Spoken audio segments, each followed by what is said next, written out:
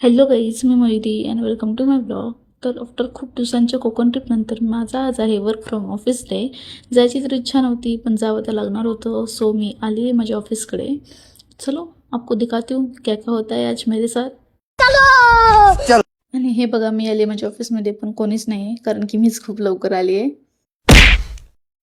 आणि आल्यानंतर आधी माझा डेस्क सेटअप करून घेतला.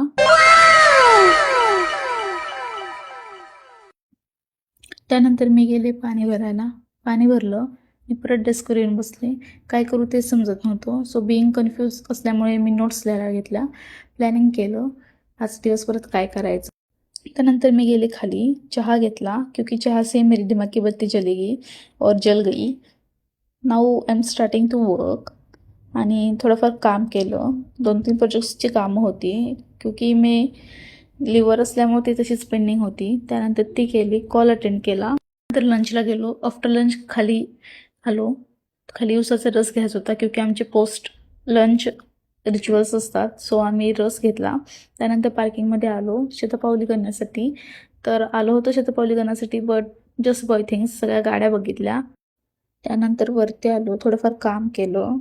तोपर्यंत चहाचं टायमिंग झालं होतं. चहा आला. आणखी एक कॉल अटेंड केला.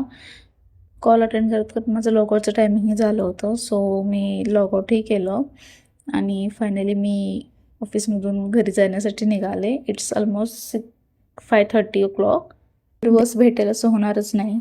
वेळेवर बसही नव्हती आणि जाताना ट्रॅफिकही लागलं. मला कमेंटमध्ये सांगा हे कोणता एरिया आहे.